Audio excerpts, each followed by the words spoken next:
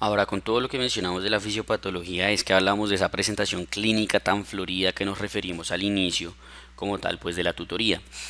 Los síntomas más comunes que hay en el lupus son los síntomas generales como la astenia, la fiebre y la pérdida de peso.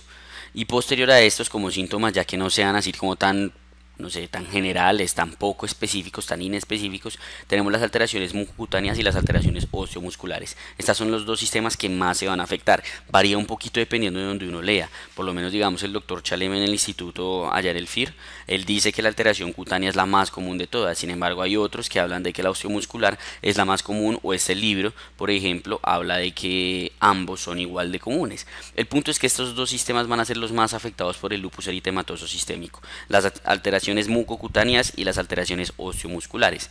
Seguido de este está la serositis, todo lo que es pleuritis, pericarditis, peritonitis. No me voy a enfocar mucho en esto porque realmente digamos que es pues obvio, ¿no? La presentación de una pleuritis va a ser un derrame pleural o un dolor tipo pleuresía, así. La pericarditis pues va a tener un dolor torácico, elevación difusa del ST, si progresa mucho puede generar un taponamiento, etcétera. Y la peritonitis pues va a cursar con un dolor que tiene signos de irritación peritoneal. Y ya, o sea, no es como algo muy florido y lo único que hace es puncionarlo y ya en la punción es que uno ve si puede ser o no compatible con una enfermedad autoinmune. Entonces no me voy a enfocar mucho en esto. De esta sí voy a hablar ya como tal más a profundidad, igual que de las alteraciones renales como la glomerulonefritis, las alteraciones neuropsiquiátricas que se presentan en el 40 al 60% de los pacientes y por último pues las alteraciones hematológicas que ya dijimos que son las que se deben principalmente a los efectos directos de los autoanticuerpos y no como tal al depósito de inmunocomplejos o algo por el estilo. Entonces vamos a empezar con la parte articular. ¿Cómo se da la afección articular en el lupus? Se dice que es una poliartralgia migratoria y simétrica. ¿Listo? Desde ahí empieza a diferenciarse un poquito con la artritis reumatoide, que si se acuerdan, en la tutoría de artritis reumatoide mencionamos que a todos los pacientes se les piden unos ANAS, porque uno de los diferenciales de la artritis reumatoide es la artritis lúpica. Ya vamos a ver por qué. Es un dolor moderado, no hay erosión, es raro encontrar sinovitis. Y aquí está la razón. Hay una desviación en cubital y en cuello de cisne en el 10% de los pacientes. Entonces, este porcentaje de los pacientes van a ser quizá los que más se puedan confundir con una artritis reumatoide.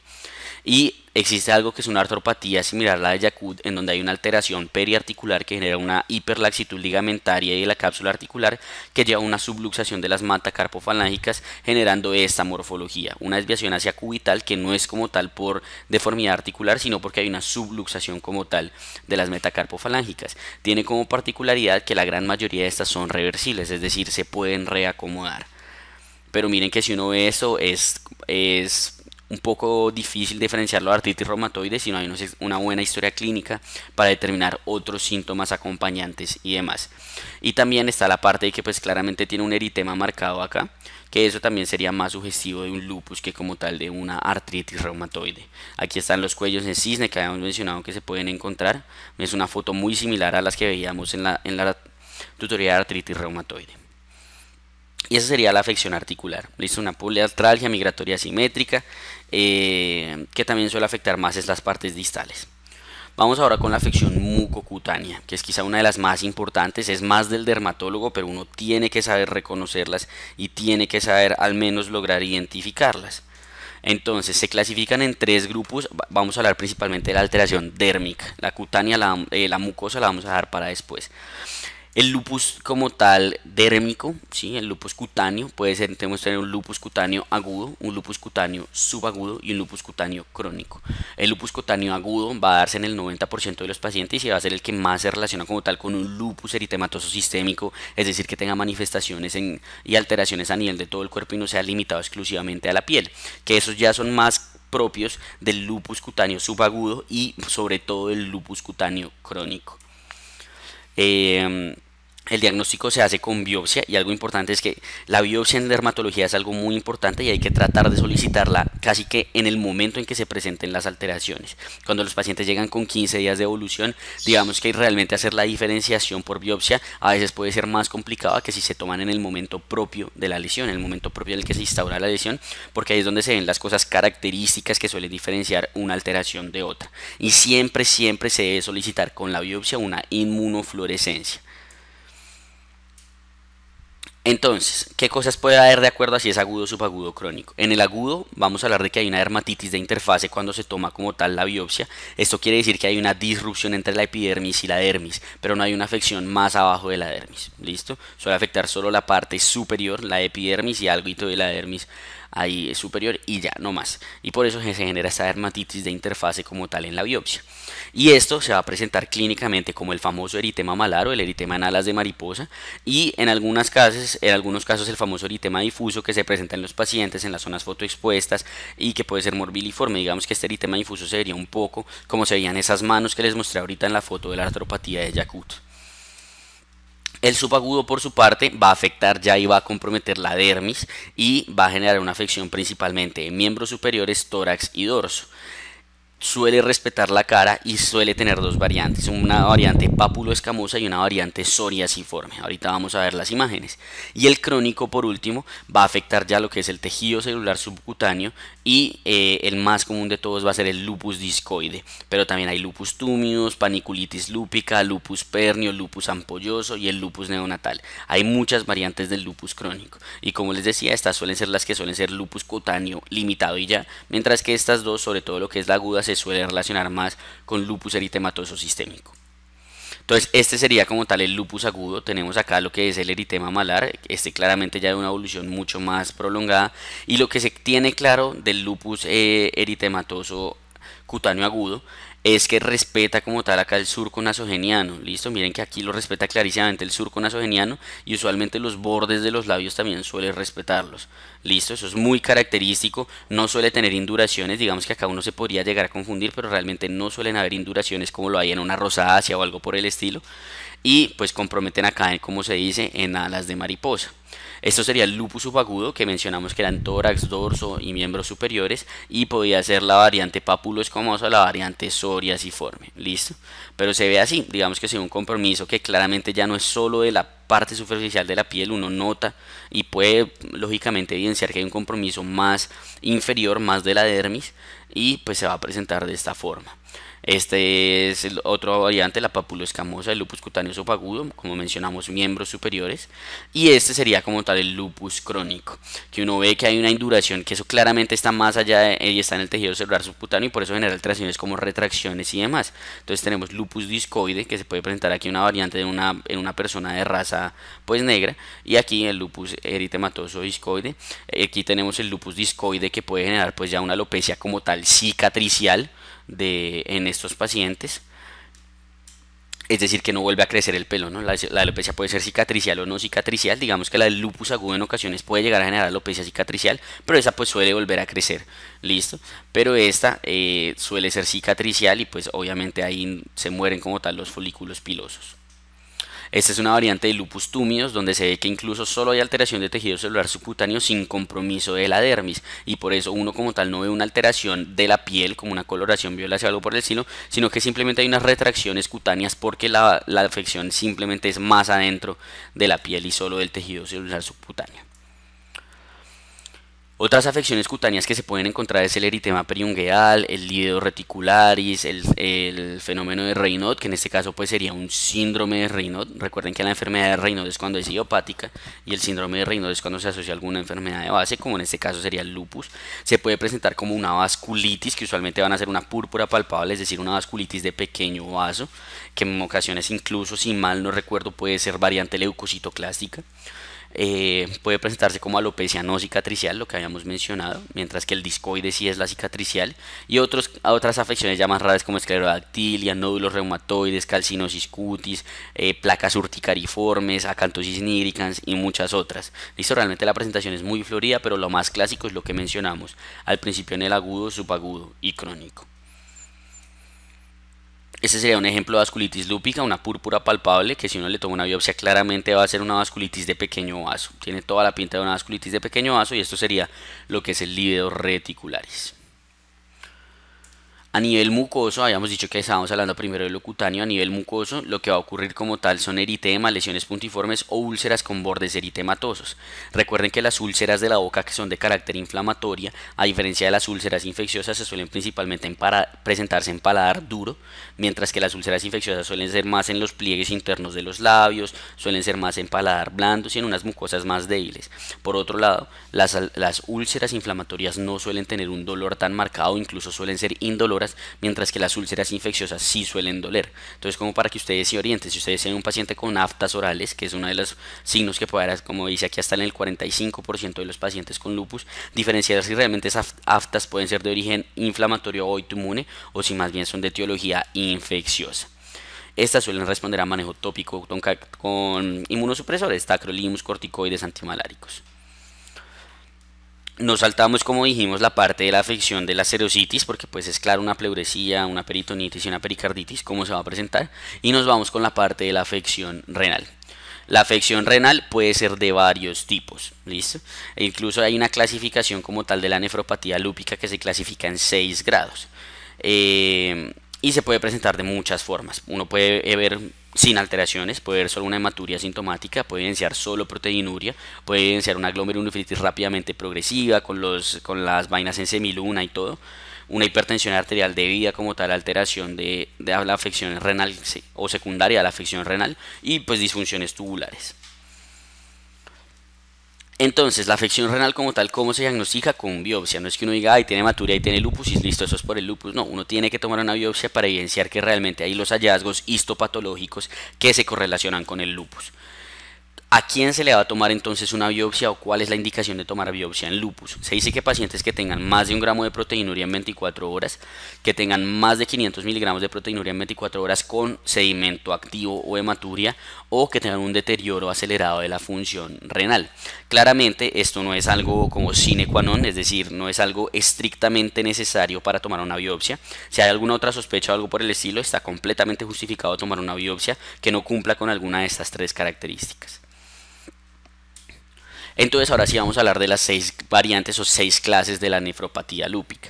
La clase 1 es la nefritis mesangial mínima. Es aquella alteración en la cual hay un depósito de inmunocomplejos o hay alguna como tal afección como tal, pero solo en el mesangio. Listo, no hay compromiso endotelial, es solo en el mesangio y esta no se puede evidenciar por microscopía de luz, solo se puede ver por microscopía electrónica y usualmente el paciente no va a tener ningún deterioro ni nada por el estilo en la función renal.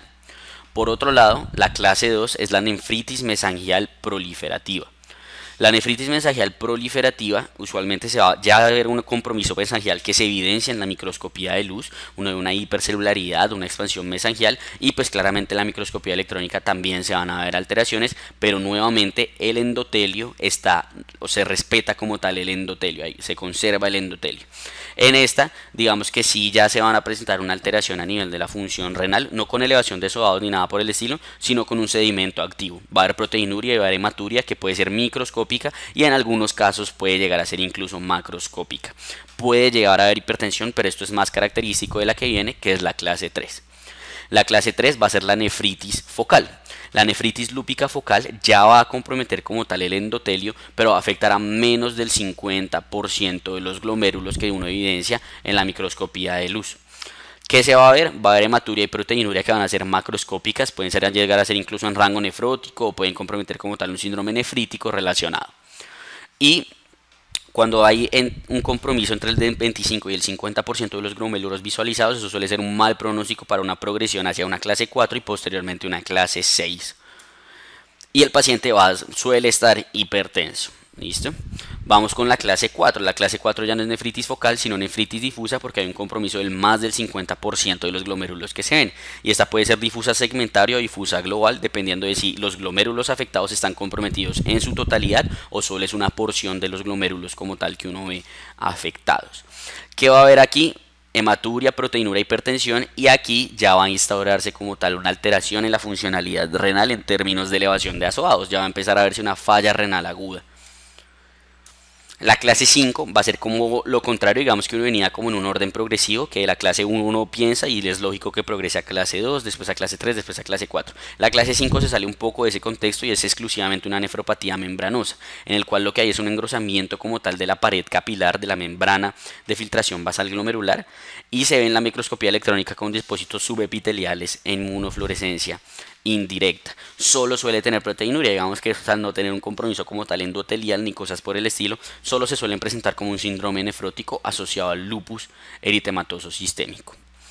Por otro lado, tenemos la clase 6. La clase 6 va a ser el estadio terminal básicamente de todas las otras. Entonces ahí tenemos la nefritis esclerosante avanzada y que va a representar es una esclerosis, ya no es un compromiso inflamatorio, inmunocomplejos o algo así, no, es un compromiso como tal esclerótico en más del 90% de los glomérulos visualizados en la microscopía de luz. Y como les digo, pues va a ser como tal la fase terminal. Estos son pacientes que usualmente ya van a estar en terapia de reemplazo renal crónica o algo por el estilo. Ahora vamos con la afección neurológica. La afección neurológica la podemos dividir en dos: sistema nervioso central y sistema nervioso periférico. Como todos sabemos y como vamos a ver ahorita más adelante en la siguiente tutoría cuando veamos síndrome antifosfolipídico, vamos a ver que el lupus se suele acompañar mucho del síndrome antifosfolípido, y de hecho uno de los criterios diagnósticos del síndrome antifosfolípido es el anticoagulante lúpico, que se llama así porque históricamente primero se determinó en los pacientes con lupus y después se dieron cuenta que podría ser un componente como tal de otra enfermedad. No estoy diciendo que el anticoagulante lúpico sea diagnóstico de SAF, listo, eso lo vamos a ver ahorita en SAF. Entonces la afección neurológica del sistema nervioso central la podemos dividir de acuerdo a si es un compromiso por SAF, a si es un compromiso vascular o si no es ninguno de esos. Entonces vamos a empezar. Cuando es un compromiso por SAF y es un compromiso vascular, vamos a tener básicamente las alteraciones de trombosis en los vasos sanguíneos, sean arteriales o venosos. Si son arteriales vamos a estar hablando de ACVs y AITs, y si son venosos pues vamos a hablar de trombosis de senos cavernosos. Ahora tenemos la posibilidad de alteraciones por SAF no mediadas por alteraciones vasculares. Entonces ahí tenemos las coreas, las patologías desmielinizantes. Ahorita cuando veamos SAF vamos a ver que no todo lo de SAF implica trombosis y morbilidad materna. Listo, hay unos criterios o algunas manifestaciones no criterio de SAF, que entre esas se incluyen estas: corea y patologías desmielinizantes. Ahora tenemos las alteraciones que son vasculares no debidas al SAF, que básicamente van a ser las vasculitis que puedan afectar el sistema nervioso central, secundarias como tal a la patología lúpica. Y tenemos las que no son por SAF y no son por alteración vascular, donde vamos a tener ya las alteraciones más psicógenas y algunas otras que ya son como más orgánicas. Entonces tenemos lo que es la psicosis lúpica, tenemos el deterioro cognitivo, tenemos el delirium en estos pacientes, etcétera. ¿Listo? ¿Qué es importante de esto? No, ahí faltó la cefalea lúpica. La cefalea lúpica es una cefalea que suele ser holocraniana, es súper intensa, no resuelve con ningún manejo medicamentoso analgésico, y de la nada cuando le ponen corticoides mejora de una. ¿Listo? Entonces eso es muy sugestivo de una cefalea lúpica. Entonces lo que les iba a decir, lo importante de todo esto es que si bien se puede presentar, uno no se debe sesgar, uno no debe pensar que un paciente con lupus que le dio una ACV hay que bolearlo y ya. No, hay que valorar si realmente eso es por una actividad lúpica o si es porque el paciente de pronto tiene algo asociado, ¿por qué no? Y puede tener su fibrilación auricular ahí metida. ¿Listo? Entonces no sesgarse, igual que paciente con lupus que llegue como con agitación psicomotora o con un episodio psicótico, no pensar de entrada que es una psicosis lúpica, porque no va a poder tener un episodio psicótico agudo y aparte tener su lupus bien controlado. ¿Listo? Entonces eso tiene que quedar claro y uno no se debe sesgar por ese tipo de cosas. Y ahora vamos con las alteraciones del sistema nervioso periférico. El sistema nervioso periférico puede alterarse por alteraciones isquémicas o por alteraciones no isquémicas. Las alteraciones isquémicas básicamente van a ser por vasculitis, y como vamos a ver más adelante en vasculitis, vamos a ver que la alteración neurológica mediada por la vasculitis se define en dos palabras: mononeuropatía múltiple. ¿Listo? Eso es como el hallazgo característico en una electromiografía de un paciente con vasculitis. Y las alteraciones no isquémicas pues van a ser polineuropatía desmielinizante y la neuropatía de fibra pequeña. Creo que esta es la última, la afección hematológica. No, mentira, no es la última, pero pues es una de las últimas, la afección hematológica. Como dijimos, va a ser principalmente citopenias autoinmunes mediadas como tal por autoanticuerpos, o puede haber incluso una anemia por enfermedad crónica. El punto es que va a haber una disminución de las líneas celulares. Y lo que uno tiene que pensar aquí es pensar en SAF. Listo, eso es muy importante, sobre todo lo que es trombocitopenia, que son anticuerpos contra plaquetas y cosas por el estilo. Uno tiene que en esos pacientes descartar que no tenga un SAF asociado. Otras afecciones a nivel pulmonar, a diferencia de la artritis reumatoide donde el compromiso era principalmente fibrosante, aquí vamos a tener más un compromiso inflamatorio hemorrágico. Entonces por eso lo que uno va a ver es pleuritis, neumonitis, hemorragias alveolares masivas, etc. A nivel gastrointestinal también hay múltiples alteraciones, esofagitis o úlcera péptica, puede haber pseudoobstrucción, enteropatía perdedora de proteínas, pancreatitis, isquemia mesentérica, peritonitis. Estas gastrointestinales es curioso porque digamos lo que es pancreatitis, isquemia mesentérica, si uno de verdad determina que es por actividad lúpica, se manejan con bolos de corticoides y resuelven súper bien, sin la necesidad del manejo como tal aparte de las propias patologías. ¿Listo? También hay hepatitis autoinmune nodular regenerativa dentro de las manifestaciones gastrointestinales. A nivel cardíaco, puede haber pericarditis en el 25% de los pacientes, puede presentarse la famosa endocarditis de Liebman-Sack, que es esa endocarditis aséptica, o que también se conoce como endocarditis verrucosa. Miocarditis en raras ocasiones, que suele ser muy severa y tener una mortalidad bastante alta, pero es muy rara. Bloqueos auriculoventriculares completos congénitos en el lupus neonatal mediados por el anti-Ro. Infartos atípicos, y a nivel osteomuscular podemos iniciar rotura de tendones aparte del compromiso pues articular que ya habíamos visto. A nivel oftalmológico, ojo seco, ¿sí? El síndrome Zika, lo más común en todas las enfermedades autoinmunes en el ojo es generar ojo seco.